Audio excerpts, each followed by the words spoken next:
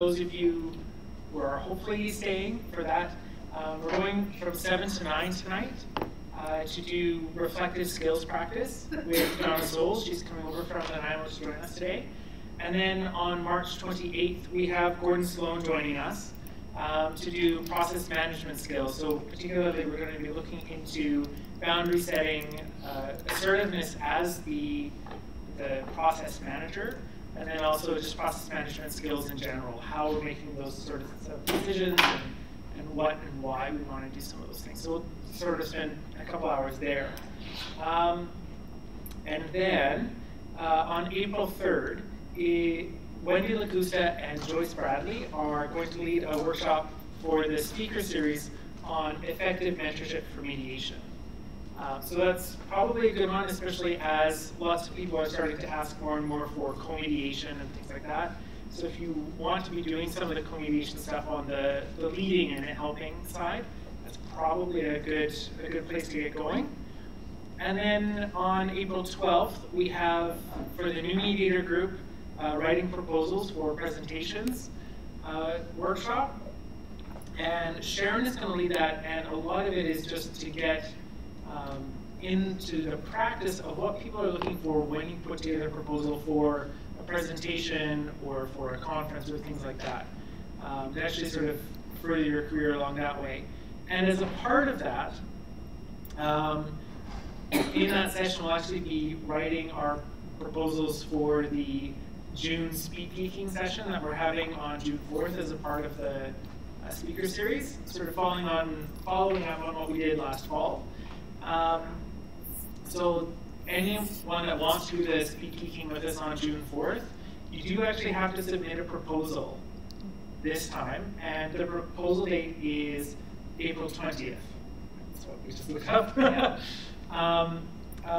In between that time, we do also have an additional speaker series topic on supporting client self-determination, and Sharon is going to do a presentation for us on that topic. So that is May 15th. So hopefully that is most of the announcements. I'm hoping that everybody online is receiving us and the new encoding is working well. Paris is giving a thumbs up, so this is excellent.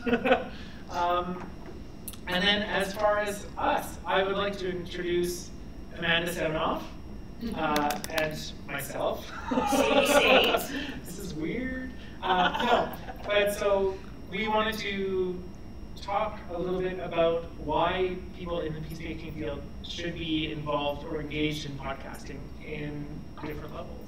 Yeah, so we're going to start with the really basic stuff of like, what is a podcast and how do I find it?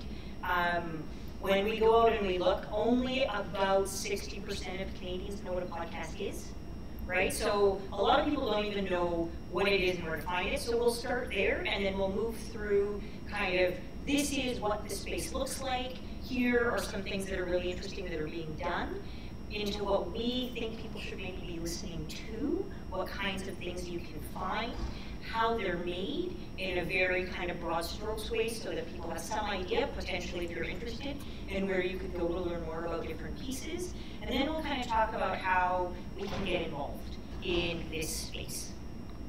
And importantly, why you would want to. Why it matters. Yeah. So what is a podcast? A podcast is serialized audio, so they can be done as video, but the vast majority are audio files that are available online and that are used creating an RSS feed. And that's a whole bunch of text speak for, they show up on a regular basis and you can use something to subscribe to them. It's a little bit different than the concept of just putting an audio file online. That is just an audio file. That is not a podcast because it's not actually distributed. So part of the RSS thing is that it's actually a distributed file. So these are some of the places you can find podcasts. If you have an iPhone, you have this pretty purple button. You press it, you can subscribe to podcasts in there. There's other different apps that you can find on smartphones. You can also find podcasts on your browser, on iTunes, on Spotify, on Google Play. You can find them in Apple Podcasts. You can use a smart speaker. You can use a tablet. There's many different ways to to find them. Once you have found the podcast you like, you can subscribe to them in a way that every time a new episode is released, you get a notification that it's there for you to listen to.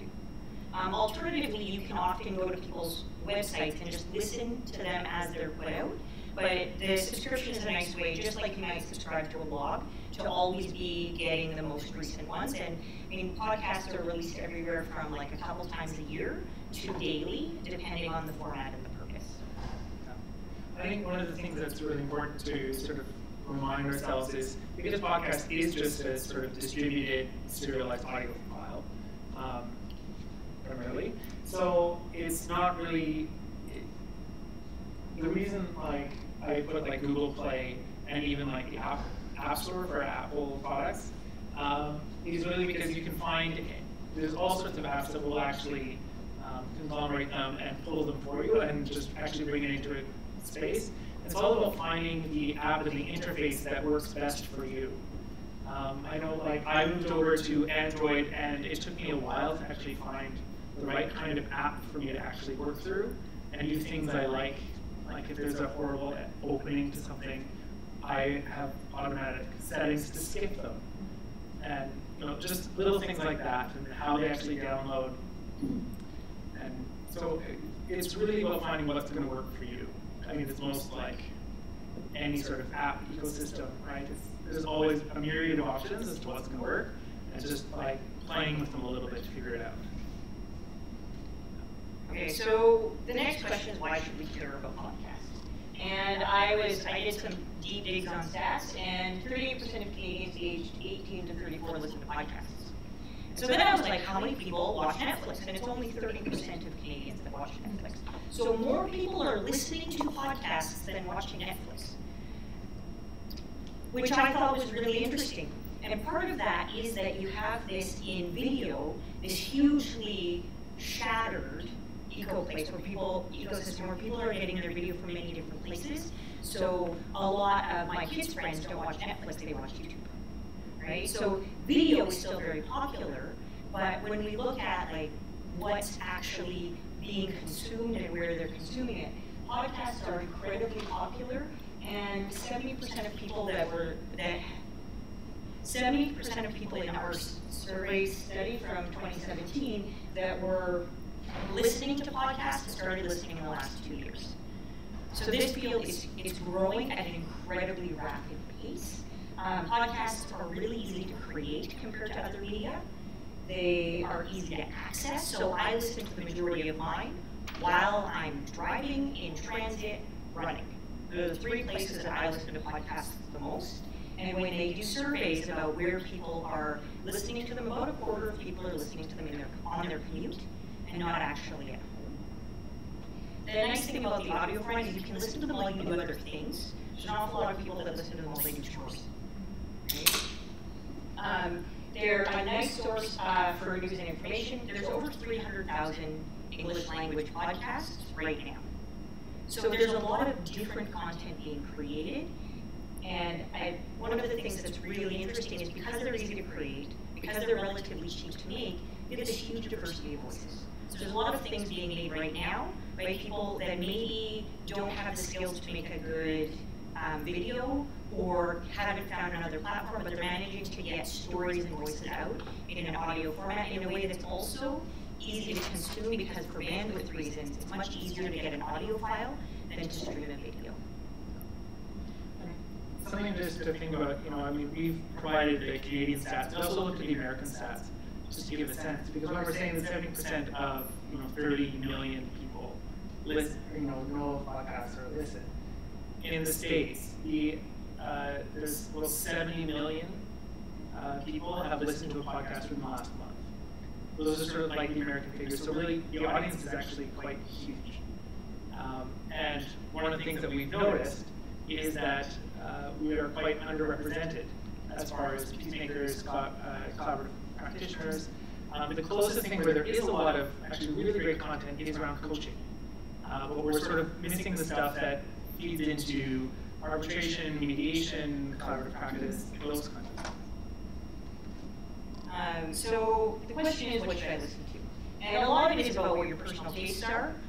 These are kind of the things that I sort of pulled out of my list of where my different podcasts fit. So there's some conflict resolution ones.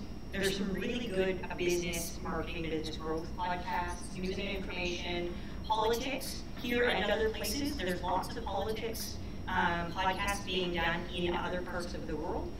Special interests, niche, there's some beautiful little podcasts out there, and then I'm a huge fan of audio drama. So these are the conflict resolution and peacemaking podcasts that I could find. That's it.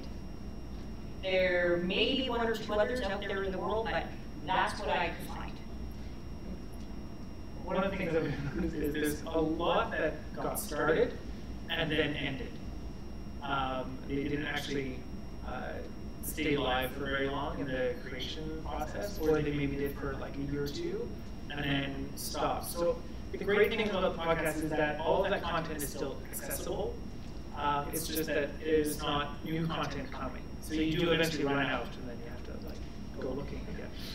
So when we look at this slide, we have 4 Americans, 2 Canadians, an American, and an American.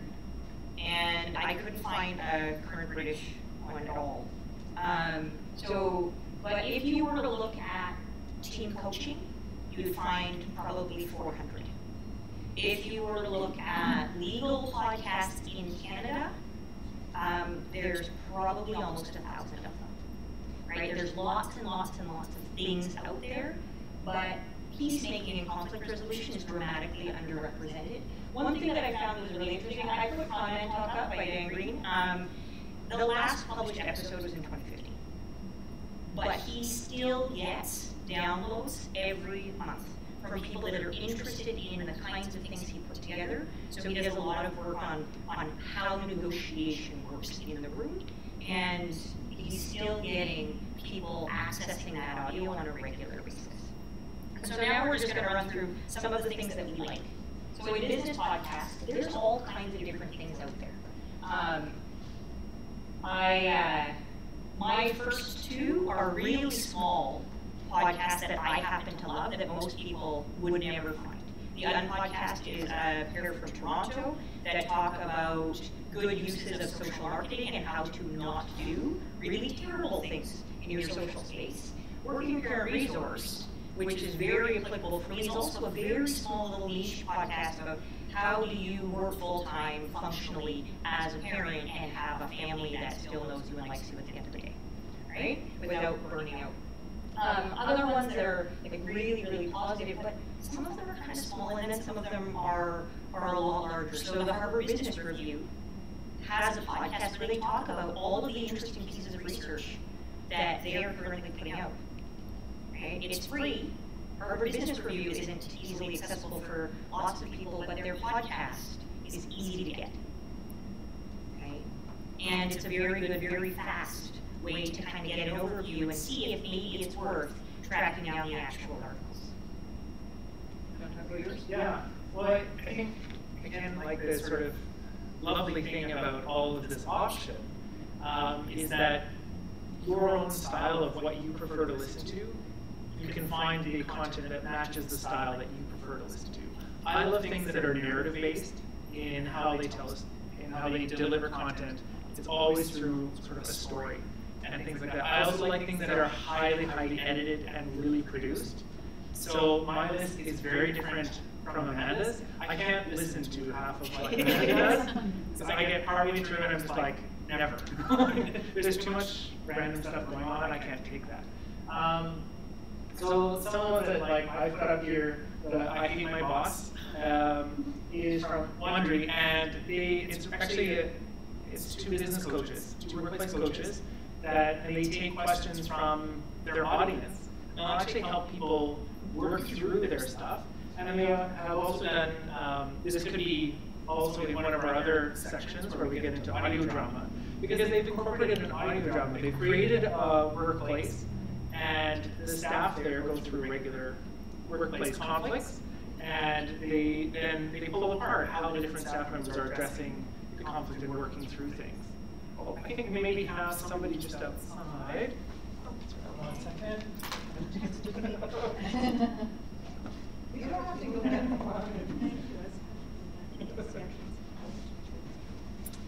Right, sorry.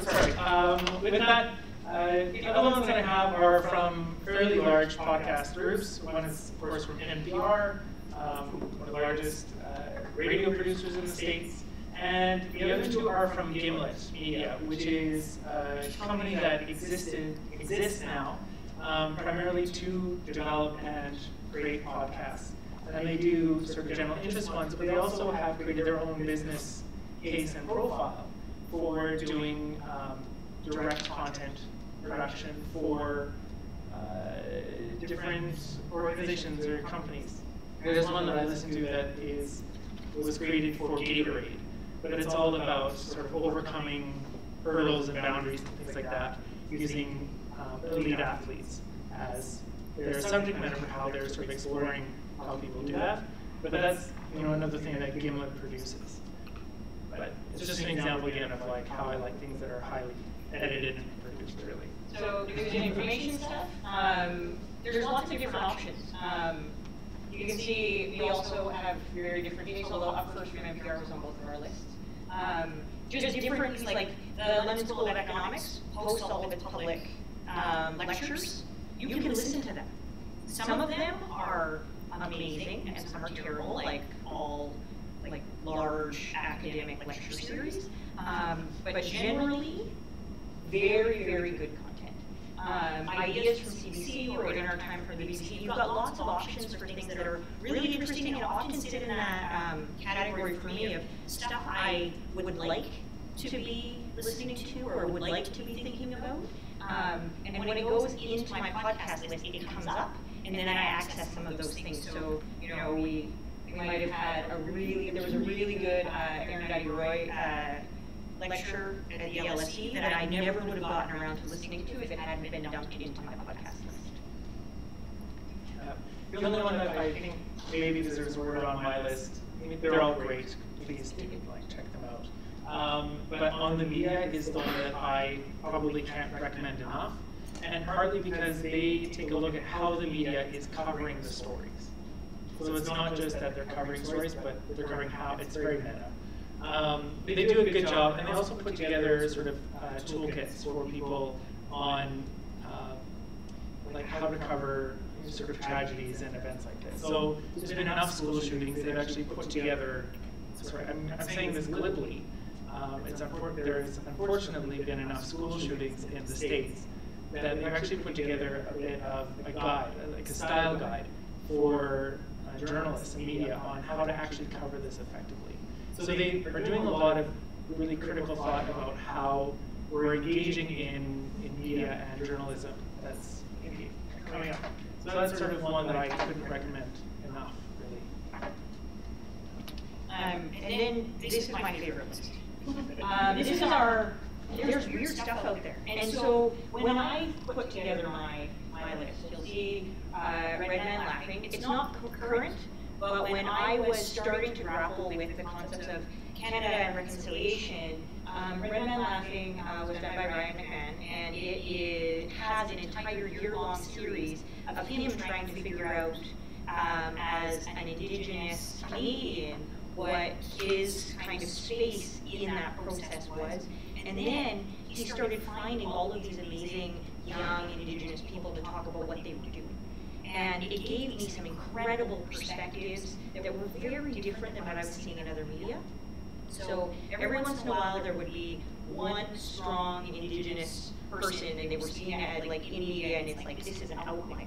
And yet he had like huge groups of kids. He has an entire podcast from Moose Camp, which would highly, highly recommend. Most of it didn't make any sense to me, and it really showed me what I have no idea about as somebody living in this territory, and was just very, very powerful. I also listened to Secret Feminist Agenda, which is a very, very different, small, short, beautiful podcast done by two academics talking about current events in media and picking it apart and just sort of surfacing some of the kind of feminist critiques of stuff going on. Ruth Simple is a Back to the Land permaculture podcast, right? From up here in California.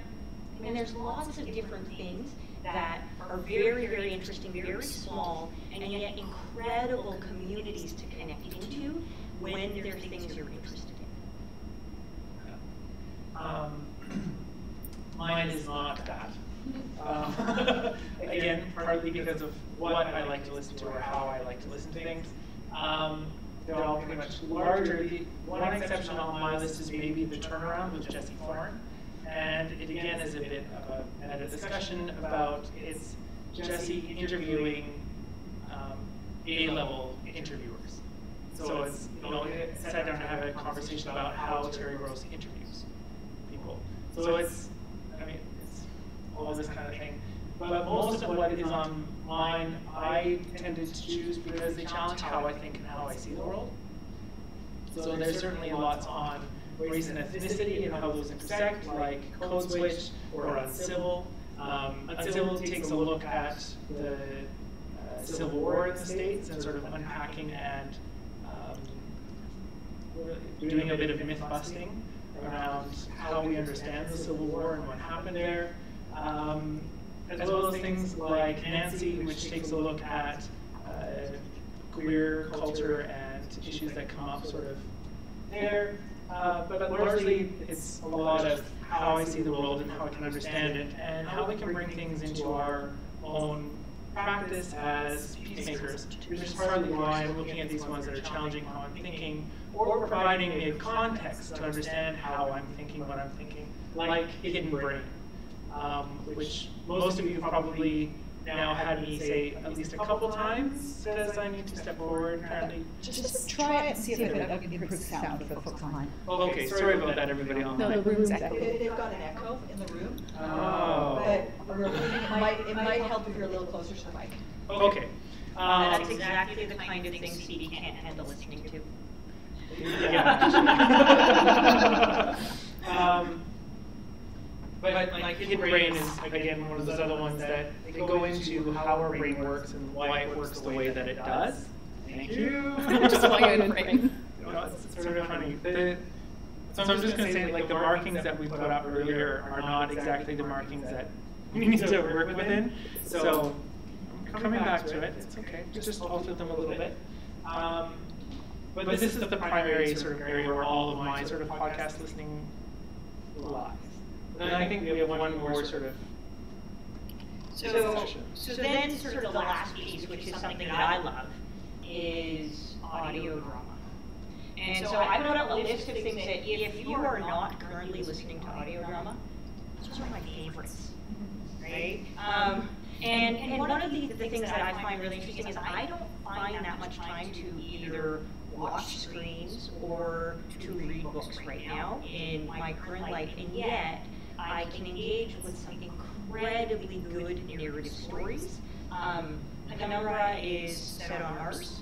It is a fabulous sci-fi piece, which has these incredible pieces of gender fluidity because they've started with the assumption that they're in a post-gender crisis world, right? Once you have kind of metahuman concepts, gender is not as much a thing. And so a lot of the stuff that happens in the story really challenges our concepts of gender. Wolf 359 is another sci-fi one based on another planet talking about like interspecies issues. And I love those stories. But then Wooden Overcoats is set on an island off the coast of Britain, and it's two competing mortuaries. Right, so there's a lot of really, really interesting stuff out there that's being done. Ars Paradoxica is set in the 1950s, but the main character is a woman from probably the 2020 that's gone backwards in time accidentally. And so playing with different concepts of gender and expectations of women through time is a really interesting piece. And so one of the things that I really enjoy about a lot of these is thinking from my conflict resolution hat and watching kind of these dramas unfold. In many of the ways that we've talked on the podcast about the powers of going to theater or the power of kind of many of these sort of artistic pursuits, a lot of the audio dramas out there are being created by very small groups of people to explore issues that they find really, really interesting. And the Bright Sessions is also fabulous. It's about a therapist and supernatural people. So, you know. My list is a little bit more bland, I guess I would say, on this side. I'll come back to the center, thank you. So This American Life is probably one of the most listened to radio shows and podcasts in North America. And again, it takes a general concept and it explores it a fair bit. Risk is people telling stories that they maybe wouldn't normally share. So it's a lot of laughing and a lot of like heartache and pain, really, but people are actually working through them enough, and part of that is to share the story. And Serial is crime drama. So I think one of the reasons that we wanted to actually go through a lot of what we're listening to is partly because when we were looking into the research on how people are listening to podcasts, both Amanda and I were considered power users. And I think something like we listen to more than 5 a day or 5 a week. I think the power listeners 5 hours a week, that's the bar. And I'm at 2 to 3 hours a day. Yeah, that's a pretty low bar. We're both in about that range, just on very different things, apparently. But part of it is that the way that the research also reflects that podcasts are shared is through referral. It's all word of mouth, or you actually hear it on a different podcast, because there's often a lot of crossover. Like on the ones that I listen to, the host of the Queer podcast of Nancy will show up on Pop Culture Happy Hour, which is a panel show that looks at things that are happening in pop culture during that week. And so they'll come on and they'll talk about that, or they'll have the people from Code Switch come on and talk about how race and ethnicity are sort of connecting in with pop culture and do explorations like that. So you get it a little bit through cross-pollination that way, but primarily people are finding about new podcasts by being told about them. And that's certainly how I was introduced to it. I was introduced to This American Life in 2007, and that's when I started listening to podcasts. I don't know, when did you start listening? I don't actually know. Somewhere before the birth of my first child. Because I had a whole list and it got me through the first year because it was connection with the outside world when it was not straightforward to leave the house. Right? Amanda, it is helping with the sound to be a little closer, Okay. and you're still echoing, and CD is not as much. Oh. Because So you're it's- you're a full square back. Come on. Okay, I'm gonna hit this, and then we are gonna talk. Actually, that's probably a good idea. Yeah, we'll just slide. What? Moving parts. Okay, so how do you create a podcast? This is us. This is our process for an episode. So first of all, we decide what we want to talk about. Then we figure out who the person we would like to talk about that the most is.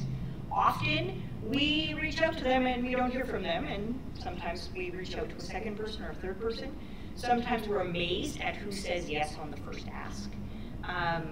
We've had some we've been incredibly lucky with who has said yes when we have asked them and stepped up to talk about things that we really wanted to talk about, and they were the perfect person to have that discussion with us.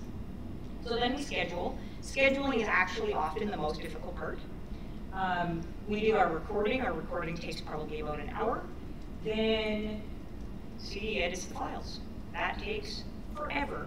Now, CD's a perfectionist, but that being said, probably about 7 hours to edit that 1 hour of tape into an episode. He gives me the files, I write the show notes, I upload the episode, I create the blog post, and then we share it out into the world. And so that is our process per episode, and then we repeat it again and again and again. Now, there are ways to make the process take less time. One person, no guests, a lot less work, right? Shorter, a lot less work, right? But that is our basic process for how we create each episode. Things in there can move around depending on what the goal of your podcast is or what it looks like. Want to add anything here? I think the one thing that I would add, particularly around what the process looks like for anyone that chooses to do this is money can solve a lot of these things too. We decided we don't have money. Well, we didn't really have to decide that. But so we decided to take on the entire process ourselves, and you can do a lot of really great work without having to take on the whole process if you have a little bit to invest in what you're doing as well. So per episode, how many hours would you say you put into each episode? Can you repeat questions, please? So CoRe just asked us how many hours we put into each episode. We're getting faster, but I would guess probably about 12 hours per episode. Janine? You mentioned that you record for about an hour. So how long is the final product that you put out after editing? So Janine just asked how long we record versus how long the final product is, and it varies a little bit. We always slot an hour to record, and sometimes we get it done faster, and sometimes it takes a little bit longer. That allows us to get through any kind of glitchy tech stuff that can come up at the beginning, especially because we've had a number of guests that have not been as familiar with using technology or Skype and microphones and headphones as would be as well as we are.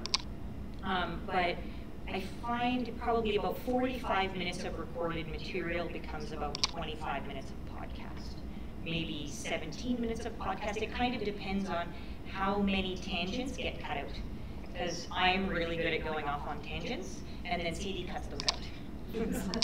So again, this is one of the things that we made a decision on in creating our own podcast, that it wasn't so much that we wanted to direct everything all the time.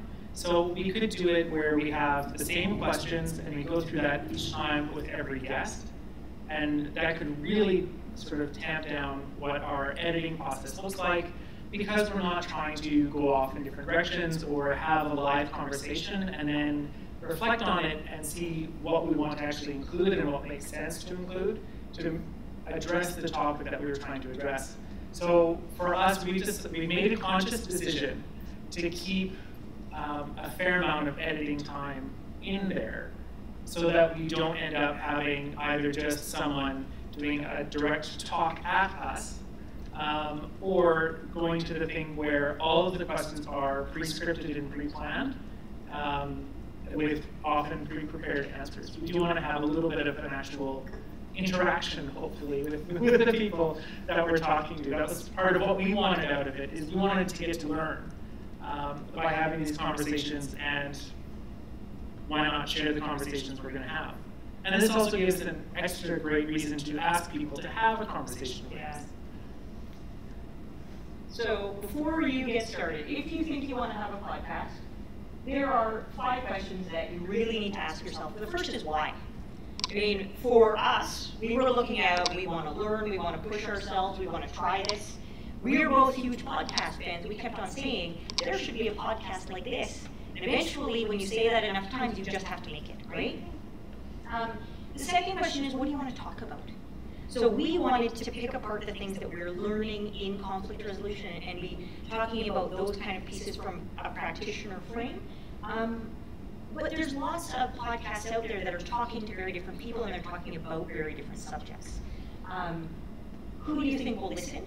So we were talking about our audience being other people in the field. If you look at some of the other podcasts that are done, their audiences are a segment of the public, or there's very many different ways to structure a conflict resolution podcast. So you look at somebody like Tammy Linsky has a podcast that's about the space between, it's about 6 minutes long. And a lot of the people that listen to that are in HR, or they're in sort of adjacent fields where conflict comes up on a regular basis, but they're not necessarily practitioners, right? Or Christina Bittner's Divorce Law podcast is actually really aimed at people who are starting a divorce process, right? So it's aimed at the public. And so there's a lot of different places that you can sit your podcast for where you think it might fit well. And then the other 2 questions, which are key, which are some of the things we've been talking about, is how much time are you willing to spend and what's your budget? Because those will inform a lot of things. We could spend less time on our podcast if we put out fewer episodes. Or if we there's a lot of ways to to move those pieces around, but those are kind of the key things you have to figure out. And coming back to that question of who's your audience and who you actually want to be talking to, and connecting that to why you want to have the podcast. So we've made a little bit of a decision where this isn't necessarily a business development thing for us, because we're not trying to do conflict resolution for conflict resolution people. It doesn't really make sense to me. So we're not actually trying to sell anything through this or sell ourselves through this. Whereas, like Christina Vinter's Divorce Well podcast, it's got a ton of really great information for people going through a divorce, but she also happens to be a family lawyer and family mediator, so it is a great sort of marketing vehicle for it as well. So there's different reasons as to why you might actually want to pair them, and if you don't think about the actual business case side of it and make a conscious decision about that, I think you've missed a step. And I'll be kind of blunt about that. But that's also one of the reasons why we said we could invest time rather than money, because we're also not trying to suck money out of having this podcast. Yeah. So what do you need to get started? There's a whole spectrum of what you need. There are some fabulous podcasts that are recorded literally with just a smartphone. They use nothing else.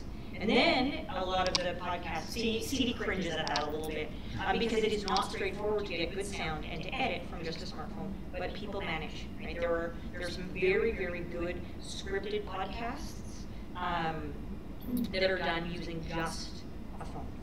Well, if you think of like the movie Tangerine, 2 years ago, that was nominated, but it was shot entirely on an iPhone. And so if an iPhone movie can actually make the Oscars, then we can deal with the audio quality, but there are considerations. All the way through to a professional studio setup. What it means is that you can really pick the set of gear that you're comfortable with, and a lot of people that are doing podcasts now, they're going into someone else's studio. The Vancouver Public Library has audio studio space that you can book for free that is perfect for doing this kind of work. Right? The space is very, very well set up. It's easy to record in. And so it's the full spectrum. It can be very easy, very cheap. You can do it with exactly what you have. I work off of a Chromebook most of the time with a pair of headphones. And I will get people that are talking to me saying, you need to have a professional mic. And I say, it's okay. I'll record from my blanket fort. You won't be able to tell the difference between my Chromebook and a professional mic. And last week, a radio DJ could not tell the difference between my Chromebook in my blanket fort and the professional mic quality that he's used to in a radio studio.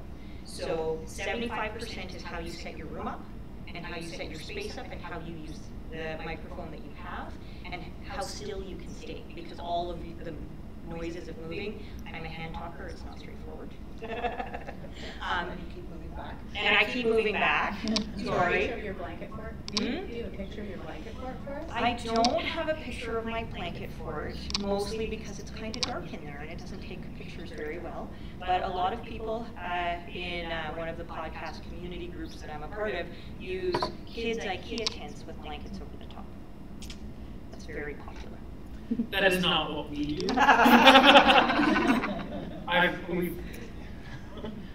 Because we often record in my living room. So we've made a conscious decision not to have the best audio quality ever, but that's okay.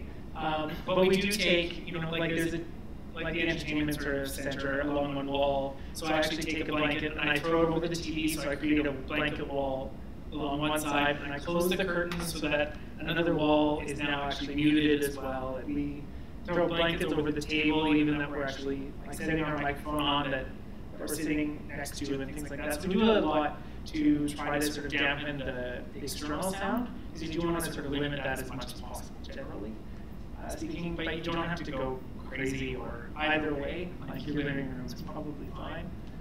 If you don't have wood floor, if you have wood floor, then you've got other issues. But that's also, we record with a professional, like a really nice mic. Yeah, we do.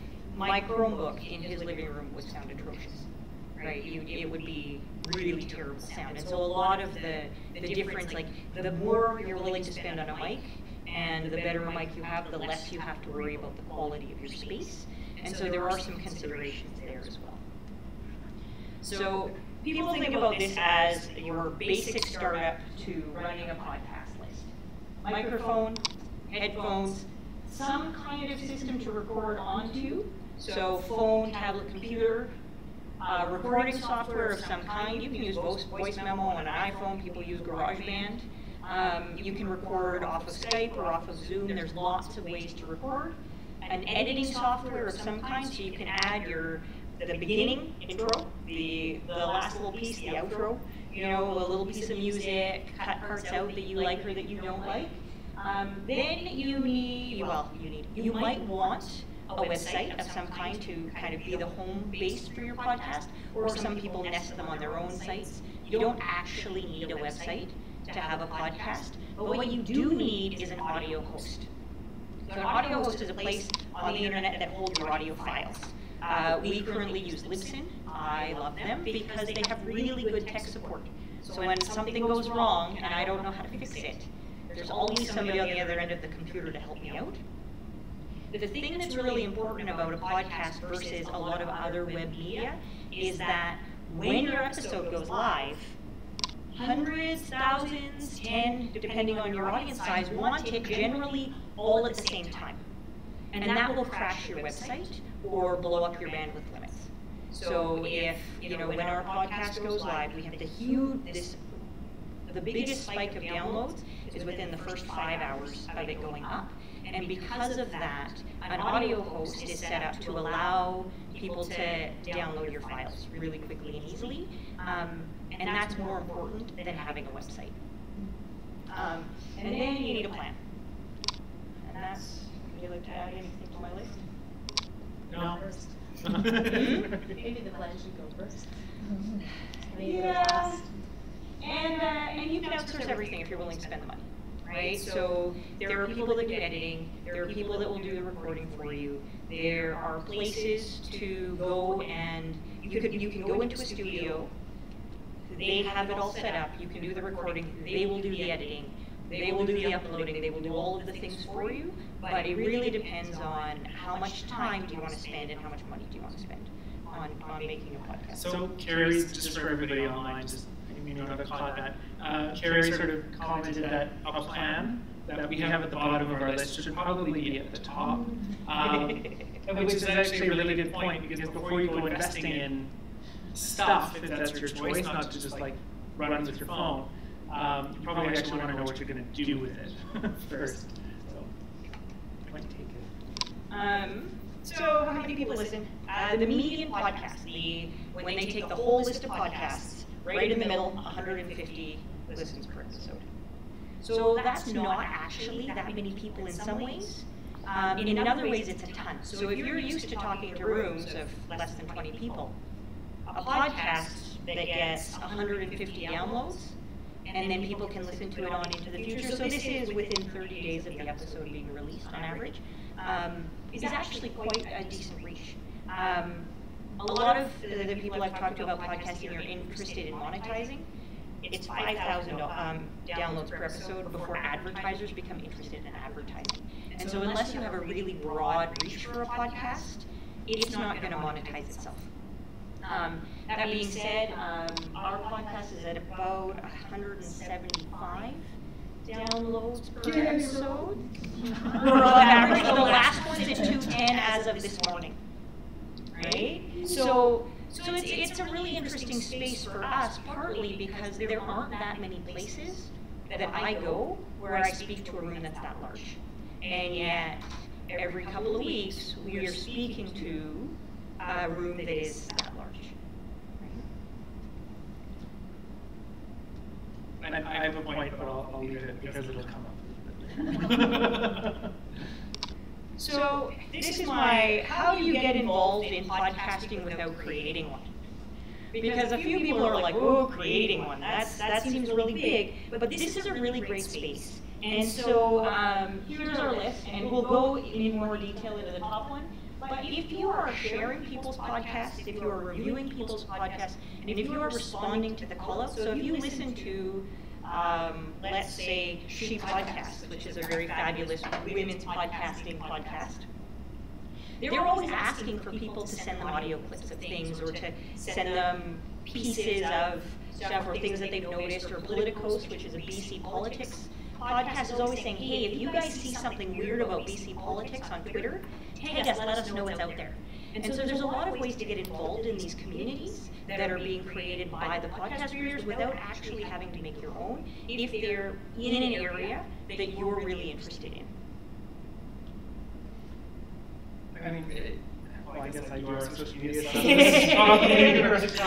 I guess one of the big things is everybody, they do notice. I think sometimes it's easy to forget that you're actually listening and engaging with people when you do that, because you're always through some other medium or whatnot. You're never actually seeing them face to face, but you are dealing with people and they will notice, and more likely than not, they will engage. Because it's knowing that somebody's interested in what you're doing is amazing, and actually getting to chat with people through that is totally worthwhile. So this is an easy way to sort of actually connect in with things, and also think about business creation. If you're doing mediation for workplace stuff and you happen to follow a workplace podcast, and you start engaging, or you sort of point out some of the opportunities for resolution or for some sort of change within a situation that's discussed on the podcast, it's a great opportunity to engage and also do a little bit of, I mean, it's kind of shameless self-promotion, but it's done in a helpful way. Like, how can we as a listening community support what you're doing and doing it well? So there's a whole lot of opportunity there to sort of layer in your business development as well. And when somebody has less than 1,000 listeners, every single one of those listeners really matters. So when you engage, like when people engage with us on Twitter, we get really excited. It's nice to know who's listening and who cares and what's going on. And so it creates that kind of space. But not only do we care, but people that listen to our podcast that maybe didn't actively engage also tend to notice. And so that's what's really interesting, is that I will be talking to somebody who's like, I saw this thing on Twitter, and you'll be like, oh, well, that's really interesting. They might not have engaged with it, but they do sometimes see it. And so it is a really interesting space to get involved with some of the podcasts. So we'll talk about guesting, because it's a bit of a bigger piece. I listen to a lot of podcasts, a lot of business-based podcasts, and conflict resolution people are very scarce in this space. And we don't see a lot of them, so and yet there's a lot of lawyers, there's a lot of coaches, there's a lot of marketers, there's a lot of other people in that space, and yet we are not seeing and hearing, even when they're talking about conflict, they're rarely talking to mediators, conflict coaches, conflict specialists. Like, really, most of the time, they're talking to a psychologist or a counselor or an HR manager. It's very, very rare that I'm seeing right now conflict resolution practitioners being engaged as the guests, even when it's a conflict topic. And so one of the things that I would love to start seeing more of is conflict resolution practitioners putting themselves out there when they're seeing podcasts that they like that should be dealing with the topic. Right? So when we are dealing with different issues in Canada around, there was the anti-Islamophobia discussions that we were having as part of CoRe, and that kind of that continuing discussion going forward. And I'm hearing Power in Politics talking to a couple of politicians and maybe one other person about that they're not engaging with the people in our community at this moment who would be the best people for them to be talking to if what we want is to be furthering an agenda of conflict resolution peacemaking. One of the other podcasts that I mentioned back at the beginning, Conversations with People Who Hate Me, with Dylan Marin. So he's sort of a social justice activist and that kind of thing. Does a lot of online and social media content. He typically started off in the realm of when people would leave sort of like a hate message or something, you know.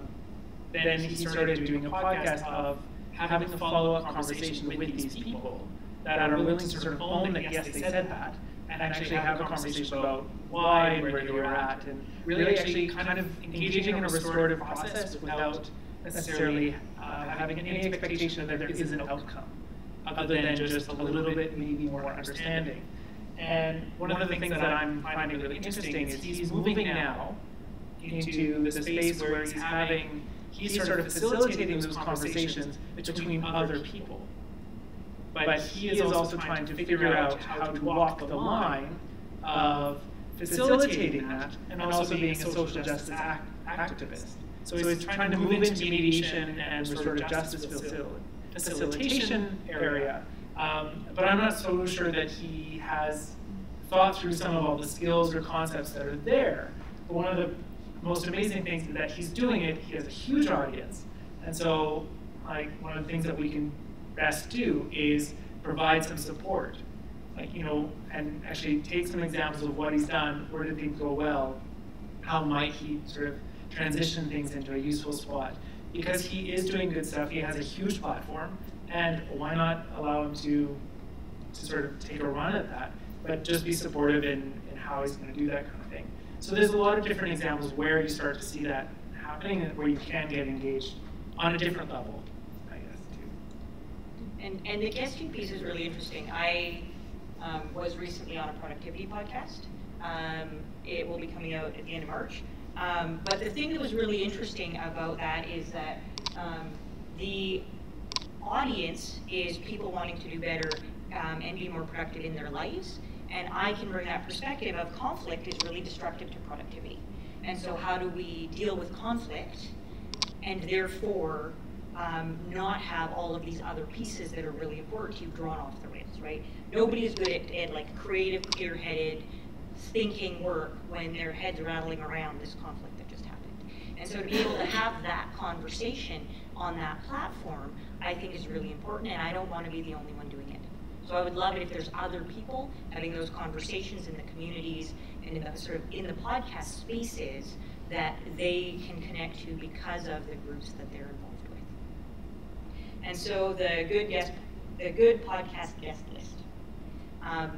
Know the podcast audience and format. Everybody has a different format. There's different expectations about how conversational, how quotable, what kinds of questions come up. Sometimes they ask very specific questions that you need to think about a little bit. What are your, what 3 books would you recommend to my audience? Comes up for some people every single time. Another one, because Tim Ferriss used to ask it on his podcast all the time, is if you could have a giant billboard outside, what would it say? Might be something you might want to think about, and it's not a question that would normally come up. So if you haven't listened to their podcast at least enough to kind of get a sense of who they're talking to, it's really hard to answer those questions effectively. The ability to speak concisely on the topic is really key. Do you want to? I can keep going. Go for it. References to other resources and materials. So people love to make show notes where they can provide links and kind of value to their audience that's beyond just the pieces that we were talking about. So if there are things that it would be great for people to be able to refer back to, books, previous episodes, resources that are really valuable for other people to be thinking about, then being able to refer to those concisely is really important. Like this book, this author, and then they can link to it. You don't have to spell out websites because you'll just send them what those actually look like, but it's really nice to be able to kind of put the words around whatever those resources are in a way that somebody hearing it would know what you're referring to. Audio quality matters. So having a decent microphone or a blanket for it, or some kind of way to make sure that when you are online with them, that you have good enough audio quality that their audience will enjoy listening to you. I guess a great way to think about that is ask the question. What are you expecting of me as far as audio quality and what I need to do to sound good to be brought into your show?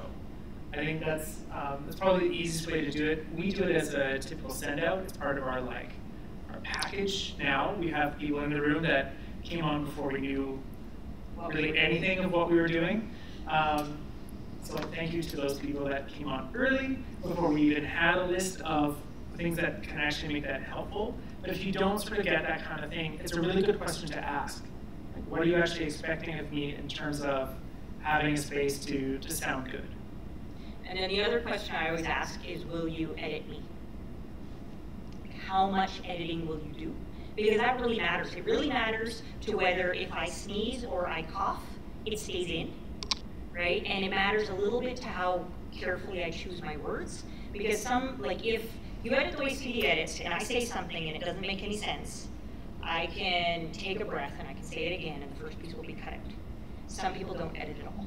And so everything is in, and it's really good to have a frame for how much editing of the content they will actually do.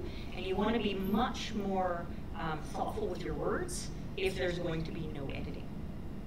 And then be personable and have fun.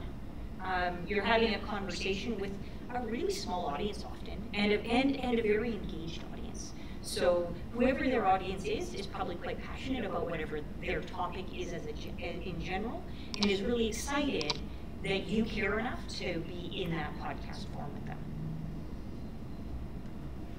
So this is the list that I send out now that I figured it out to artists. So they find a quiet spot, close your doors and windows. You would think that this isn't, but we all need a checklist of reminders, often for simple things. Use headphones. If you don't use headphones, your speakers will either cut out on a regular basis or you'll get this really awful echo. It really screws up the sound. You want to be close to your microphone. You want to close down the other programs you're not using. Move your cell phone away from your microphone, because even if you've flipped it into airplane mode, if your calendar has a notification that goes off, your microphone will often pick that up. And then something liquid, ideally warm, close by. Slurping will show up on the microphone, and so will putting the cup down. However, if your throat gets really dry, there's nothing like a coughing fit to ruin a recording. And then relax and have fun, because people can really tell how tense you are in your voice. Yeah, and I can't edit for that. Nobody can edit for that. It's part of it.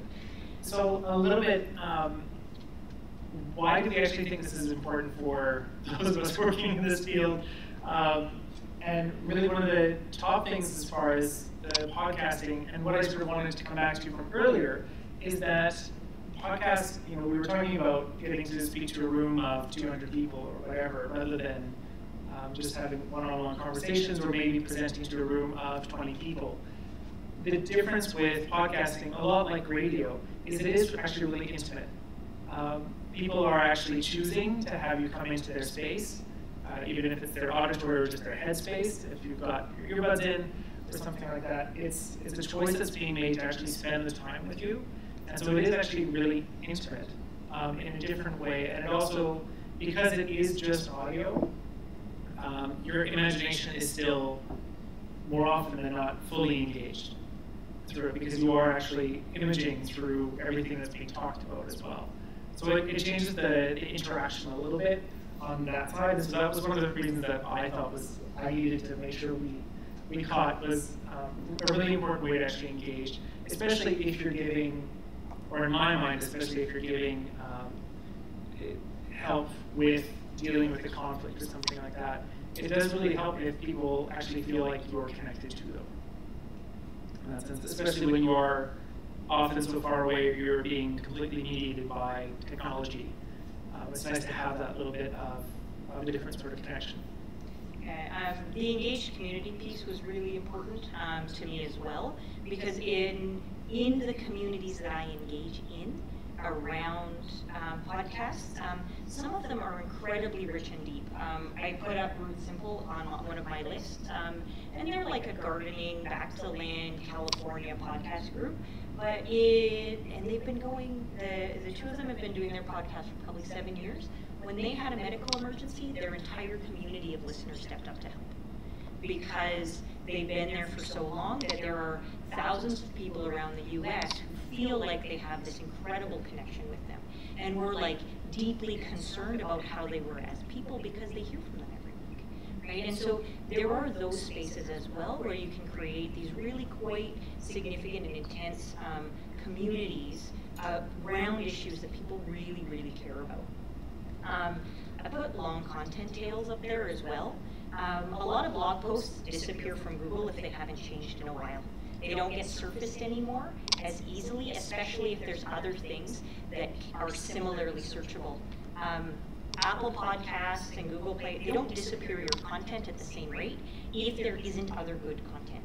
So things that are good, are being listened to, stay near the top of search lists for as long as people are still listening and they are good content in the area. So if you were to look up negotiation podcasts right now, the majority of things you will find are from 2012, 2013, 2014.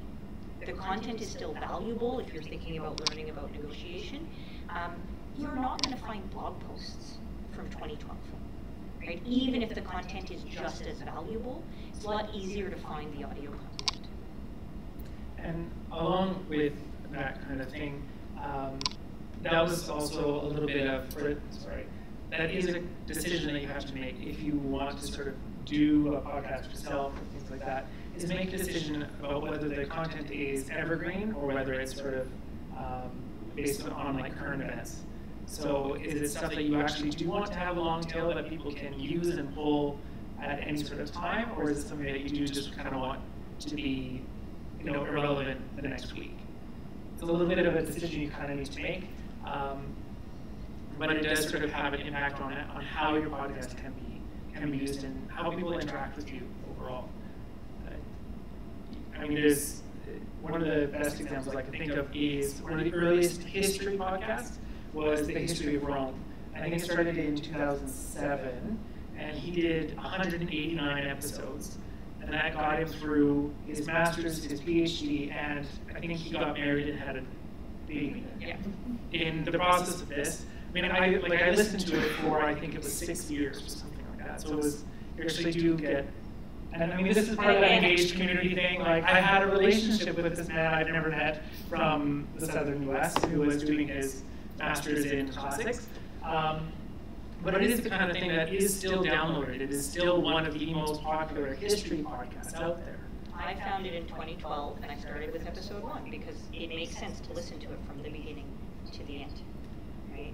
Yeah. Well, he is also telling a story. Right? And so there's podcasts end up in two categories when you go to look at them. There's stuff where there is a story arc to it, and you want to start at the very beginning with episode 1. And then there's other stuff where the order you listen to stuff doesn't matter at all, and you can start with topics that you think are interesting.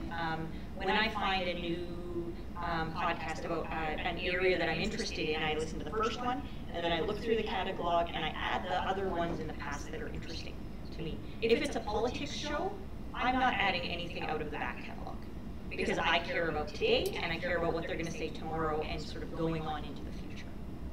Right. So one of the other things we've added here is the concept that podcasts are democratic. They're not perfectly democratic. However, good podcasts that have good content can be made by anybody, put on the internet by anybody, and can be found by people that are interested in finding them. And so if you have topics that you care about and issues that you think are important, and you create a podcast that other people would find interesting, those people can find it. And that's something that I think is actually quite powerful, is you have a medium source where I find it easier to search than YouTube is, right? And it's easier to find small niche content where there aren't that many listens yet.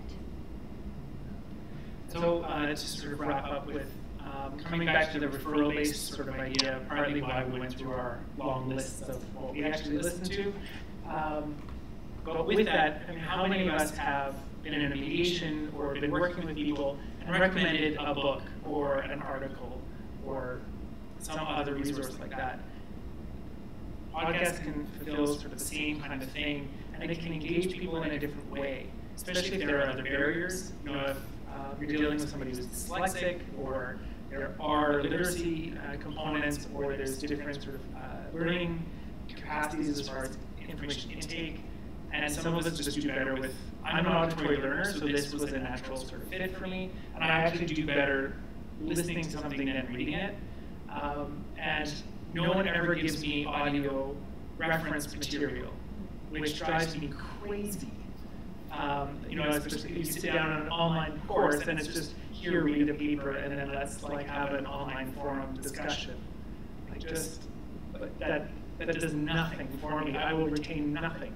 So, there's different ways, and it becomes a tool that we can use to support a whole lot of different clients that maybe we could be supporting better.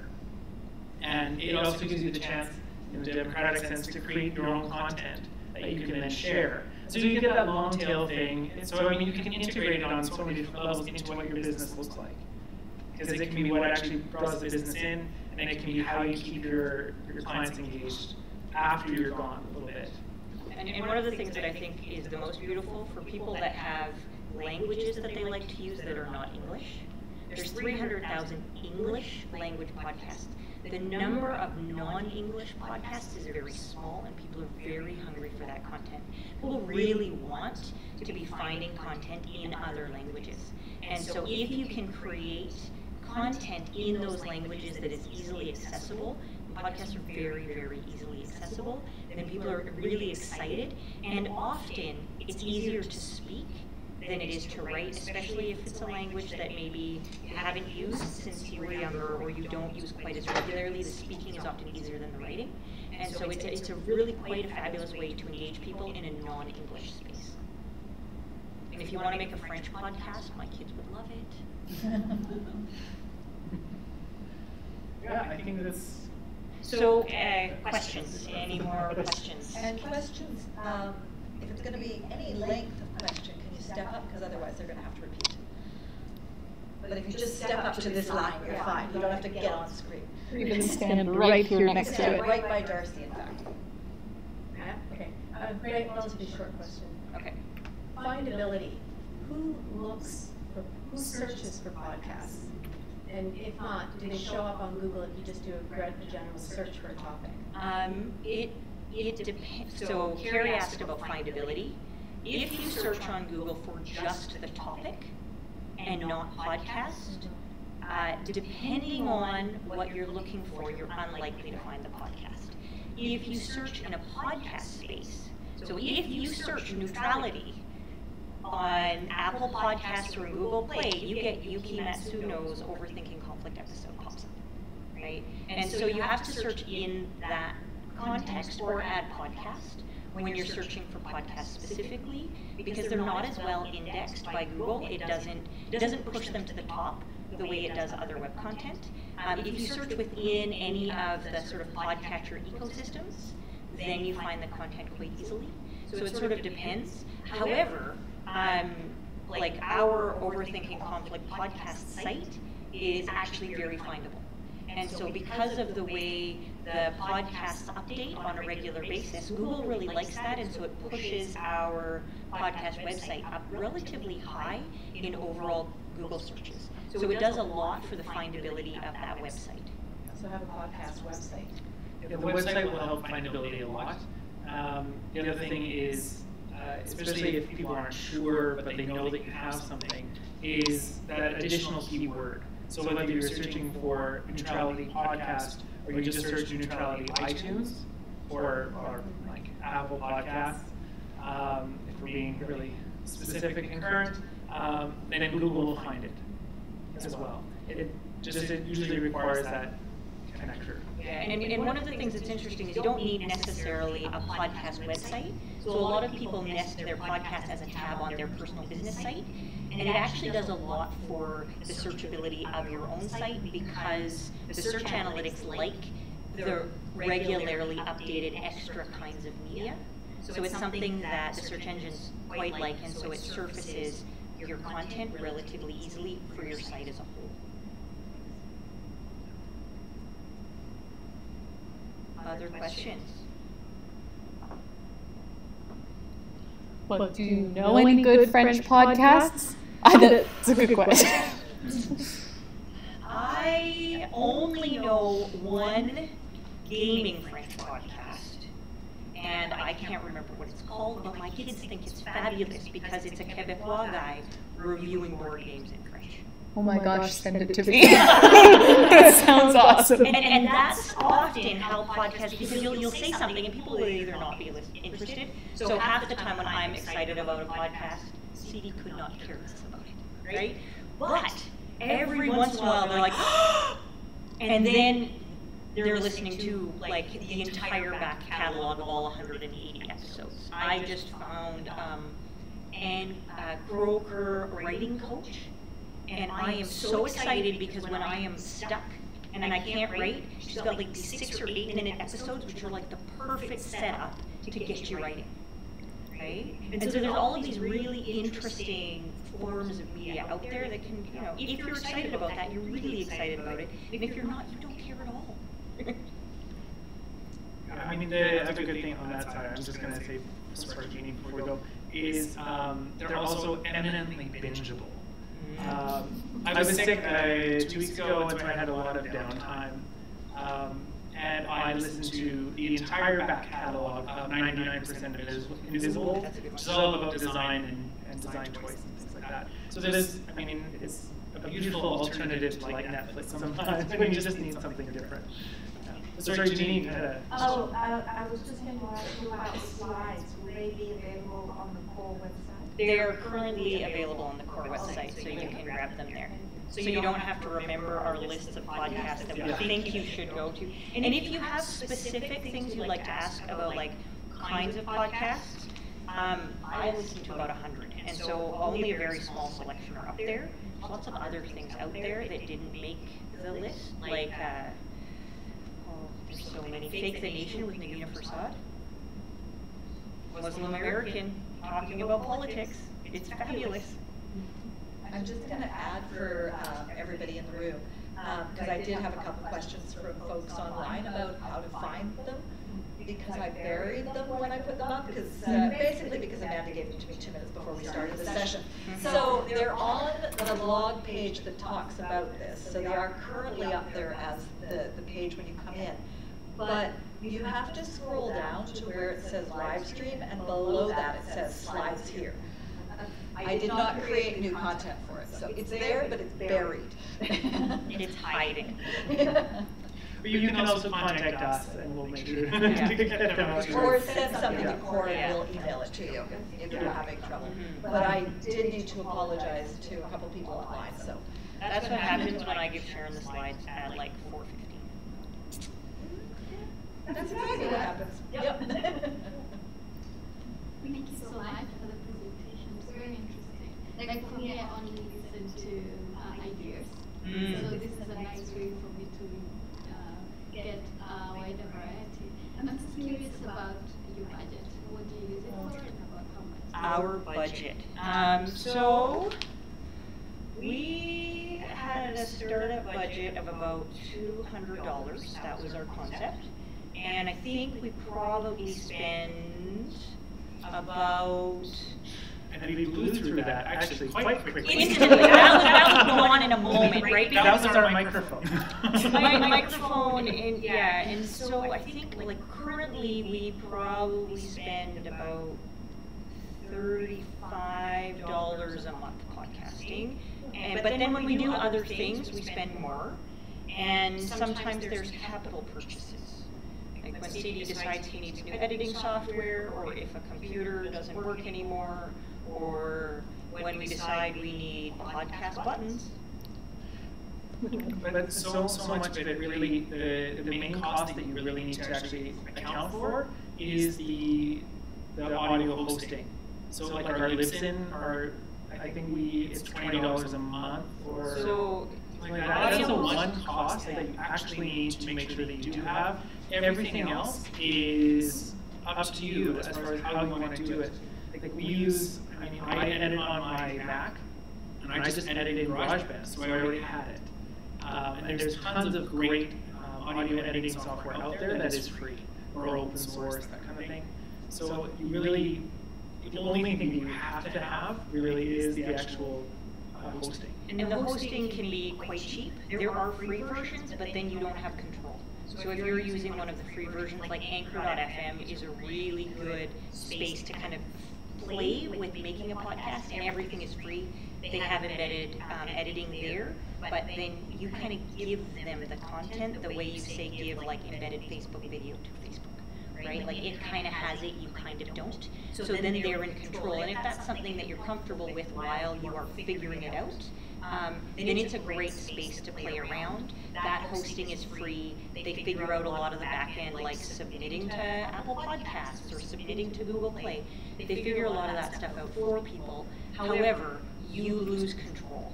And so if you want control, things cost a little bit more. I think Libsyn's cheapest audio hosting plan is $5 a month. So it can be done with a small amount of content, where you're not posting as regularly or the episodes are quite short. $5 a month will do it for you. And so there's a huge range of what people would like for what their podcast format looks like. So unfortunately, it's the usual answer. It depends. There are a couple of really good podcasts that are done on the $5 a month Libsyn plan with an iPhone, and that's it, right? And they don't have a web page, they don't have anything else, and they're putting out like little bits of content. I have a cousin that does, an Alberta audio drama kind of podcast where they're like reviewing stuff they found on YouTube that they really like. It's very Alberta meta, and they do it in their basement with a tablet and a $5 a month Libsyn plan, and they have lots of other teenage listeners from Alberta. It's fabulous. So I guess I would like to just thank you all for joining us for the chat this afternoon. And particularly, this is now the second time I've done this poorly, so my apologies. But thank you for joining us on the traditional territory of the Coast Salish people. And we have this opportunity to come to downtown Vancouver, which is the traditional territory, and get together and learn and share and do things online and all that sort of stuff. So just like to acknowledge that and thank you for joining us. And thank you very much.